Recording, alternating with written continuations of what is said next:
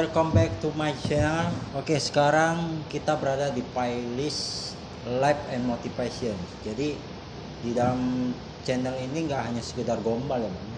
Jadi ada edukasi buat teman-teman, biar biar ada hiburan.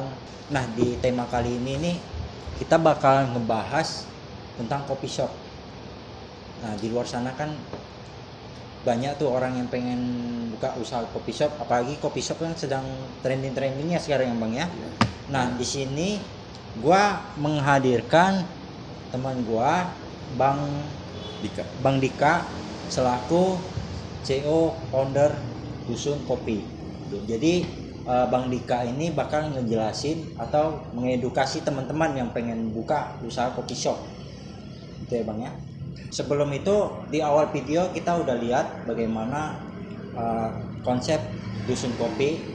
Nah, di sini kita bakal langsung nanya-nanya dalam membangun bisnis coffee shop, hal yang apa saja yang harus kita persiapkan sebagai pelaku usaha. Oke. Pada dasarnya sih uang udah penting. Uang ya. Oke. Mental. Mental. Dan niat yang sangat tinggi sih. Oke. Kenapa ya? Bisa dijelasin kenapa itu? Kalau masalah uang mungkin banyak investor yang punya ya.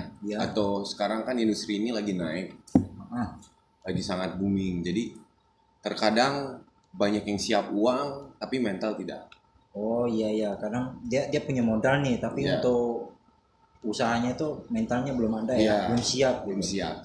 Setelah jalan taunya mereka mengharapkan banyak tapi mereka sudah ngedown, jadi mentalnya udah cut bangkrut. Jadi selisih untuk coffee shop di negara kita banyak sekali yang buka baru, banyak sekali yang tutup. Bahkan dalam waktu sebulan itu banyak ada yang buka 4 tutup 4 setiap bulannya.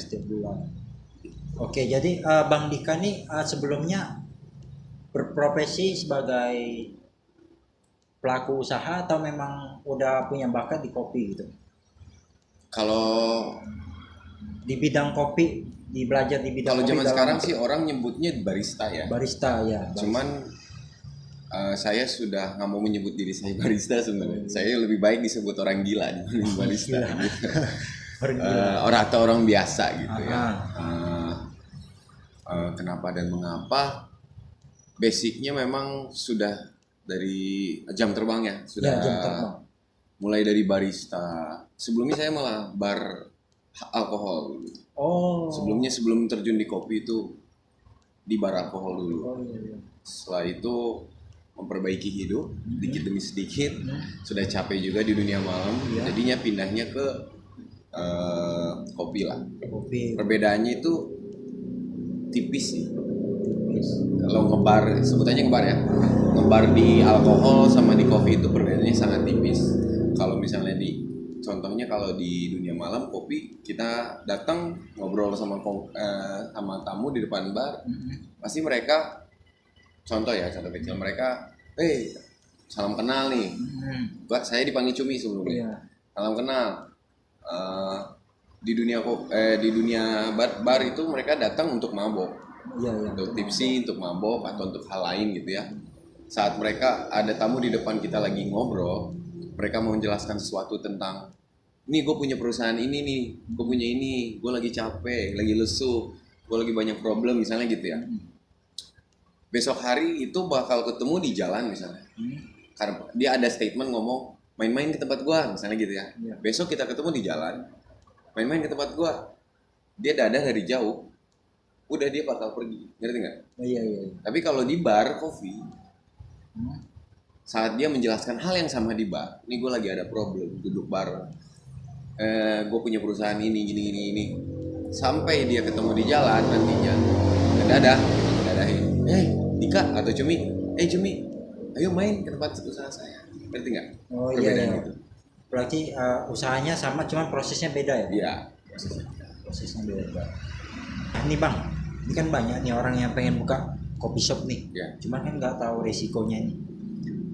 Di dalam bisnis coffee shop sendiri, investment yang mengeluarkan biaya besar ada pada bagian mana? Investment dalam sebuah coffee shop. keseluruhan gitu ya. Keseluruhan. Kalau coffee bar, kalau coffee shop ya, sebelumnya banyak yang tidak bisa membedakan mana coffee shop, mana cafe nih bang. Mana coffee shop, mana cafe. Itu halnya kayak tadi beda tipis. Kalau cafe itu mereka menyajikan lebih fokusnya ke chef. Makanannya. gitu. Ya makanan beratnya yang lebih diutamakan. Dan di cafe itu tidak ada kopi yang biasanya yang kopi yang fanatik cuman espresso base gitu, cuman kopi biasa. Dia tidak ada pour overnya, manual brewnya dan hal lainnya. Tapi kalau coffee shop dia lebih mengutamakan minuman kopinya. Kopinya. Berarti setiap produk itu pasti ada Dia, ciri khas masing-masing. Ya, jadi dia kenapa kopinya doang? Karena dia coffee shop. Biasanya ada makanan tapi light meal, makanan berat pun di Indonesia ini, di coffee shop Indonesia sudah mulai banyak kan. Seperti di Dusun. Justru saya memfokuskan antara makanan dan minuman. Standar makanan dan minuman di sini harus tidak ada berat di coffee shop, tidak ada berat di cafe atau di coffee shop biasanya. Dan mulai kalau di coffee shop itu ada barista. Tapi kalau di cafe itu nggak ada sebutannya barista. Kalau di coffee shop ada sebutan barista. Ya. Kalau di cafe sebutannya kayak waiters, runner dan segala macam. Cuman di sini saya menstabilkan dan menyimbangkan dua itu. Jadi kalau tadi pertanyaannya coffee shop ya, bukan cafe. Kalau tanya investasi yang lebih besar itu pasti pada bar sih. Tapi tergantung tuh. Makanya banyak yang tidak bisa membedakan mana cafe, coffee shop dan kedai. Ngerti? Dan kedai. Sekarang ada yang interiornya kedainya keren tapi barnya modalnya dikit ada. Gitu.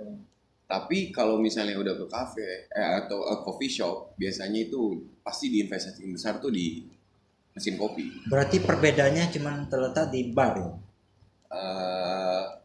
Cafe atau coffee shop. Coffee shop, ya di bar. Soalnya kan banyak nih orang mengira, wah itu coffee shop tuh.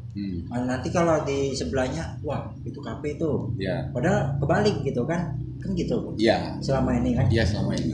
Jadi kan banyak di luar sana teman-teman yang nggak tahu bedain coffee shop dan cafe. Iya bebas. Itu banyak yang keliru. Ini coffee shop atau cafe? Bahkan ada yang nyebut coffee shop itu cafe. Iya. Kalau tadi saya jelasin bedanya, ada bedanya itu lebih chefnya yang diutamakan, yaitu makanan beratnya dan segala macam. Kalau coffee shop ya standar minumannya yang harus fokus tuh minumannya, minuman berkopi ya.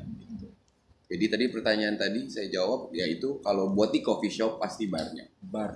Oke, jadi perbedaannya hanya terletak di bar ya. Strategi marketing apa yang lo lakukan agar konsumen dapat tertarik untuk datang ke Dusun Kopi dan mereka dapat kembali lagi? Biasanya kan kalau orang punya kafe nih, mereka tuh merasa puas dengan apa yang ada gitu kan. Nah, kalau strategi marketing dari abang ini? Kalau saya pasti mengutamakan yang saya sampaikan di keluarga besar saya di Dusun Kopi, yaitu greetings.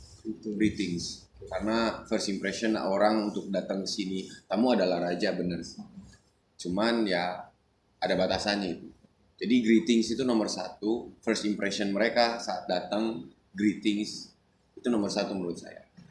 Dari greetings itu pasti standar kuantitas, integrasi masalah produk itu nomor satu sih.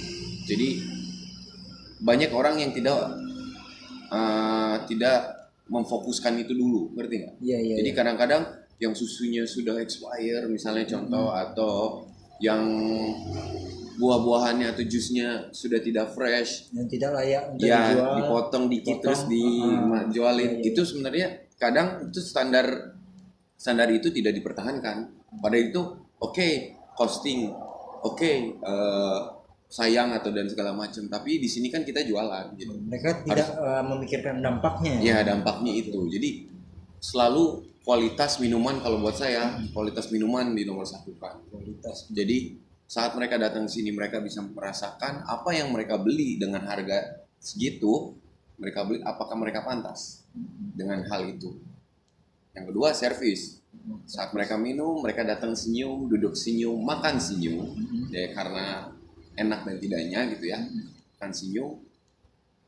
Insya Allah suatu saat mereka akan balik lagi dan minum lagi. Gitu. Biasanya Jadi, kan apa? biasanya kan kalau di apa ya?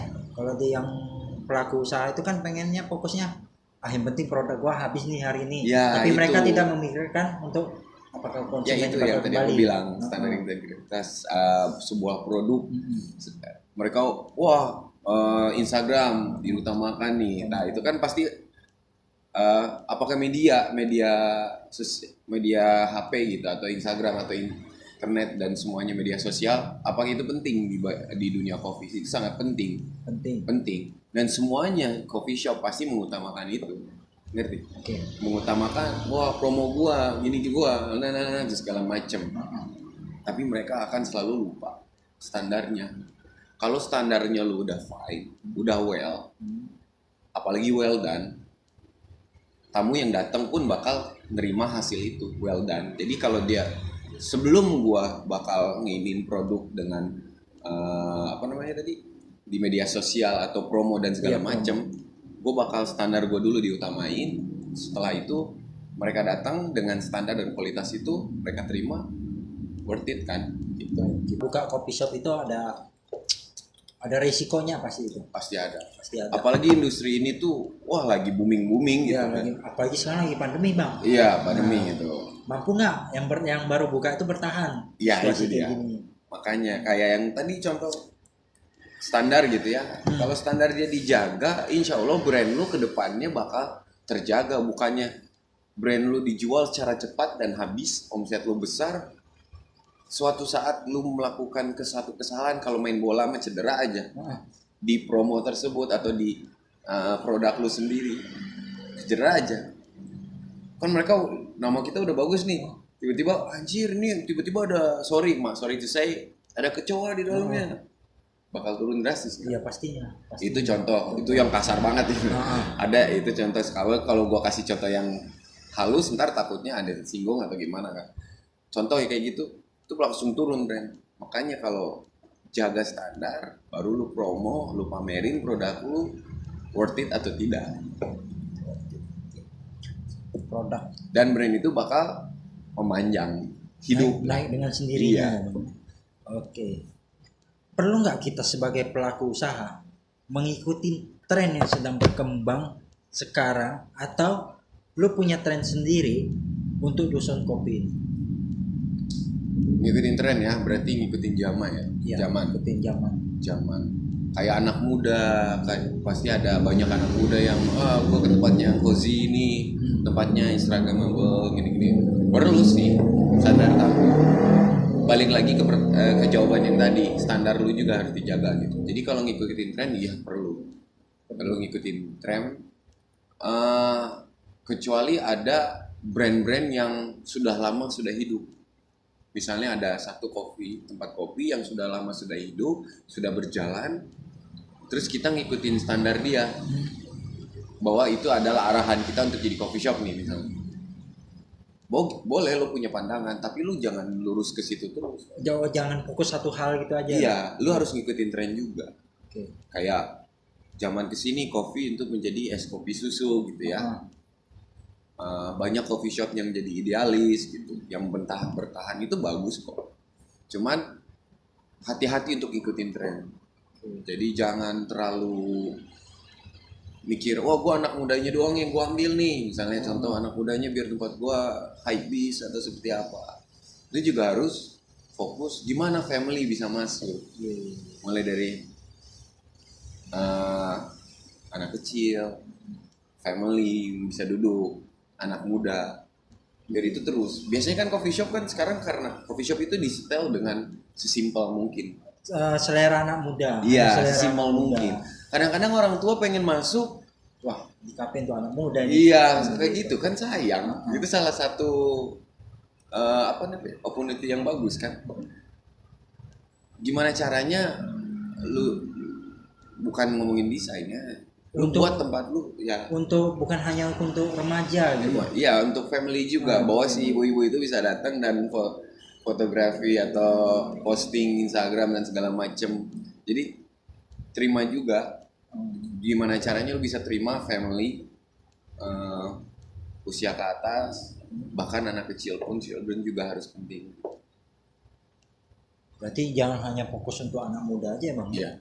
Kalau untuk buka coffee shop nih, kita nggak dijelasin nih buat teman-teman tuh. Maksudnya tuh mereka nih punya niat nih untuk buka coffee shop nih, punya modal, cuman nggak punya skill, gimana? Buat skill ya. Sebenarnya itu yang tadi aku bilang mental. Kadang ada orang yang punya uang, berani untuk ngejalanin, tapi saat dia di tengah-tengah ada problem, dia mentalnya kurang. Adapun orang yang tidak punya skill tapi dia bisa menjalankan. Jadi dia bisa menjalankan, dia punya skill tapi dia tidak punya uang. Jadi kalau buat buka coffee shop, balik lagi ke branding tadi, lu harus punya skill sih. Harus punya skill. Daripada kalau lu nggak punya, contoh ya, balik ke investasi masalah mesin kopi. Apakah mesin kopi yang keren itu, yang mahal banget itu perlu? Tipis, itu investasi yang memanjang gitu. Tapi jangan jadiin itu sebuah patokan lu membuat kopi enak. Kalau dasarnya si barista tidak bisa merawat, misalnya gue punya duit, gue nge-hire barista, gue hire dia, berarti dengan mesin kopi dia bakal merawat itu dan ketemu setiap hari kan. Tapi dia memperlakukan atau merawat si mesin kopi itu tidak sesuai pada standarnya. Tidak sesuai prosedur. Iya, prosedur atau SOP pada itu. Dia asal lah, apalagi nanti barnya lagi hectic, dia tiba-tiba main cepat dan segala macam. Hal itu dikit demi sedikit bisa ngerusak mesin kopi. Ada dampaknya juga. Ada. Jadi lu percuma lu beli mesin sekian ratus juta kalau lu tidak punya skill atau mengerti, dan lu nge-hire orang barista yang menurut kita barista itu udah bisa ngerawat mesin padahal dia tidak bisa. Investasi lu yang jadi patokan menurut lu tadi bakal hancur kan. Nanti bakal rusak lah, atau jebol lah, atau setiap bulannya harus ganti inilah di dalam mesin yang begitu mahal harganya. Sama aja income lu bakal hancur di mesin kopi. Iya, itu baru mesin kopi, belum yang lain-lain gitu. Itu ada perawatannya juga ya? Ada, itu ada. Kalau aku sih merawat itu seperti merawat perempuan kalau seperti merawat perempuan. Iya, ya? Kak, waktu itu ada perempuan yang cemburu saya merawat mesin. Saya lap tiap hari, saya sayang, saya ajak ngobrol, saya bilang cantik. Kok gue gak dibilang cantik? Karena begitu gue mencintai sebuah hal yang gue kerjakan, ya gue harus rawat dong. Iya. Lo punya cewek, lo nggak lo rawat, dia akhirnya sama orang lain, bener nggak? Sama orang lain. Kita malah marah pada akhirnya. Sama hal seperti mesin, dia malah rusak, dia ngambek kan, katanya rusak karena kita kurang perhatian terhadap mesin tersebut.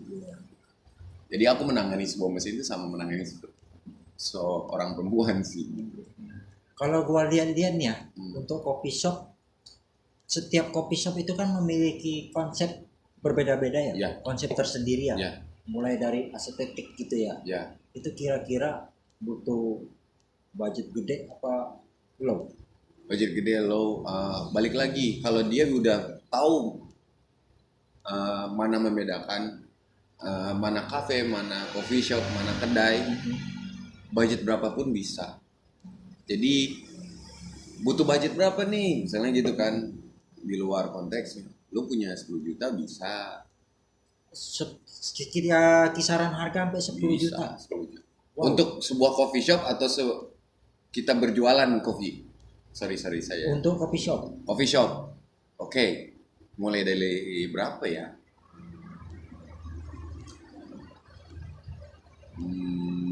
Nggak bisa ngikut-ngikut gitu ya?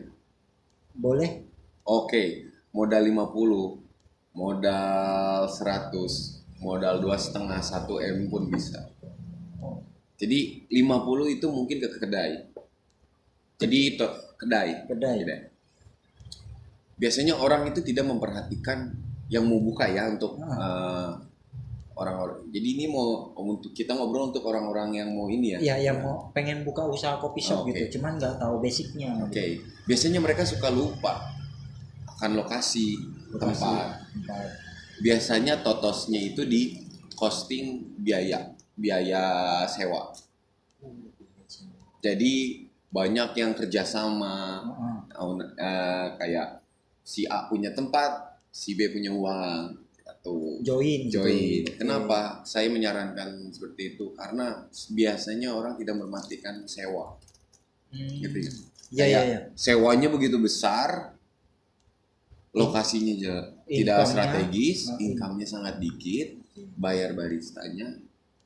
Berarti kadang kan orang mikirnya gini bang ya, gue punya duit nih, gue bisa nih buka kopi shop nih. Ya. Wah ini kayaknya pendapatan gue nih gede nih. Tapi kebanyakan orang tuh tidak memikirkan dampak buruknya itu. Bisa nggak mereka bertahan di saat situasinya rumit gitu? Bisa. Bisa. Terus bertahan dalam? Bertahan maksudnya income-nya, memikirkan hanya income-nya saja, Ya, tapi itu. tidak memikirkan dampak buruknya. Maksudnya tuh mampu bertahan nggak di saat situasi krisis. Di saat situasi krisis ya. Ya. Biasanya kan untuk pemula buka kopi shop kan seperti itu pemikiran mereka kan. Ya. Pemula buka coffee shop. Jadi untuk bertahan ya mereka. Ini soalnya pertanyaan ini bisa banyak nih soalnya. Dengan modal yang kecil, modal yang besar dan segala macam. Niat dan skill itu makanya tadi penting sih. Niat dan skill itu sangat penting. Kalau lu udah punya niat, lakuin aja. Skill ngikutin misalnya gitu ya. Biasanya itu tidak memperhatikan, bisa bertahan asal lu dari awal tuh udah memperhatikan lokasi, tempat lu. Kayak misalnya lokasi lu tidak strategis, income-nya kurang, kayak tadi kan income-nya kurang, malah totos, mesin mahal, gimana cara bertahannya? Kalau masalah gimana cara bertahannya, itu balik lagi, servis lu udah bagus belum? Gitu. Kalau standar servis lu, kalau seandainya servisnya udah bagus nih, cuman memang kondisinya itu nggak menyesuaikan gitu, gimana? Ya, itu bingung sih jawabnya. Jadi gue lagi mikir kalau lu tempatnya memang nggak rame gimana? Iya. Ngerti nggak? Terus biaya sewa lu besar, kecuali ya lu di tempat itu nggak nyewa, itu tempat sendiri. Oke. Enggak, biasanya untuk pemula kan hanya memikirkan income-nya saja, Bang. Oke. Jadi pemula. simple. Kalau gitu gue ngerti. Gini deh. Untuk membuka coffee shop, dan punya mesin kopi dan segala macam ya. Makanya budidaya, selalu tanamkan budaya pada coffee shop. Biasanya ada banyak orang yang tidak memperhatikan budaya. Contohnya, satu ruko semuanya ruangan ber-AC, kopi.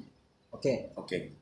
Di luar sana banyak kita ngobrolin idealisme orang terhadap kopi ya. Itu beda lagi pemasaran. Tapi kan orang kita, budaya kita kalau ngopi itu harus merokok. Iya. Sedangkan dia tidak punya tempat untuk rokok. Perhatikan hal-hal kecil. Budaya kita untuk ngopi di dunia F&B di Indonesia itu harus diperhatikan. Makanan, makanya justru ada makanan besar pun ada. Besar, berat gitu. Berat ringan gitu. Ya, berat ringan tuh harus ada. Dan dalam waktu setahun lu jangan mikirin income. Dalam waktu setahun lu bisa ngegaji barista, income, outcome, masukan dan pengeluaran itu stabil dalam waktu setahun. Berarti harus punya planning 1 tahun. Kalau ini menurut aku nih ya, dalam waktu setahun, kalau lu udah bisa ngegaji barista dan nggak ada penyuntikan uang lagi, ngerti nggak? Jadi lu udah bisa ngegaji barista dan itu running masih berjalan dengan baik dalam waktu setahun, lu belum dapat duit kan berarti? Ya. Menurut gua itu hal yang keren, ngerti nggak? Gua kasih jempol. Walaupun belum ada income bagi dia. Lu misalnya lu nyewa, lu bayar barista, terus itu tertutup, income outcome dalam lu investasi itu tertutup dalam waktu setahun, lu belum menghasilkan apa-apa, tapi lu udah bisa nutupin itu dan itu running, itu hal yang keren. Kaget ya? Keren. Kaget ya? Itu saya applause. Tapi kan biasanya kalau biar pelaku usaha pemulanya bang, kan hanya memikirkan income aja. Gitu. Ya itu biasanya itu yang balik lagi ke target tadi kan, mental tadi. Mental lu kuat nggak gitu? Kadang-kadang mereka mikirin income dulu, oh yang gue udah bakal dapat ini, dapat itu, dapat ini. Jangan dulu cuy. Makin besar lu nanam, ya itu udah jelas. Makin besar lu nanam investasi. Lu harus juga besar untuk bisa ngebalikinnya kan gitu. Apalagi ini yang ada yang berbagai macam kepala, misalnya satu usaha kepalanya banyak nih yang punyanya, itu hal yang berat sih membuat untuk ngebalikin dan memutarkan, kecuali ya itu penyuntikan. Kalau penyuntikan, jadi perkataan gua tadi dalam waktu setahun lu bisa itu secara normal, bisa kebayar semua costing, barang-barang yang lu beli kebayar, itu suatu hal yang keren, applause. Jadi jangan pernah memikirkan income dulu nih, gede, itu bahaya tuh. Biasanya kan, contoh di satu kota, orang-orang pelosok-pelosoknya nih, banyak yang pengen buka coffee shop, mereka buka, bikin ini, bikin itu, dan merasa ini punya gue nih, misalnya gitu kan. Tapi mereka nggak tahu sistematiknya seperti apa, ya nggak bakalan lama dai. Apalagi standar, balik lagi ke semua jawaban dan pertanyaan itu. Apalagi kalau standar lu nggak dijaga, servis lu nggak dijaga, ya udah cepet gitu. Ambiar ya. Ambiar. Berarti harus mental, memang harus benar-benar dipersiapkan. Ada kedai kopi yang nongkrong itu dari hal kecil. Jadi gue di sini bukan nakutin ya atau gimana.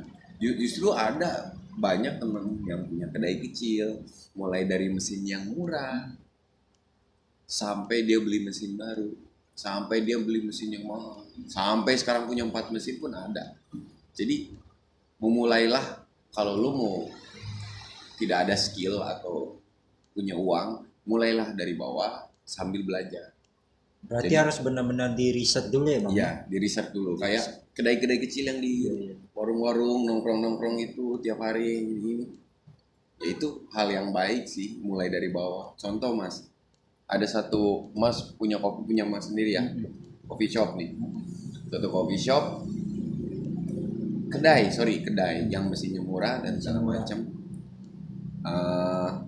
Lu punya teman banyak nih. Netizen lu yang suka kesana atau cewek-cewek yang banyak ceweknya kan abang, yang suka kemana ngumpul nih, kursi-kursinya nih, saat rame nih tempat nih, lu di suatu tempat, ini rame nih kedai nih, ada orang lewat atau di Instagram, ini rame nih tempat, tapi saat lu datang itu penuh nih, pasti saat tamu berdatang, anjir penuh, gue nggak mau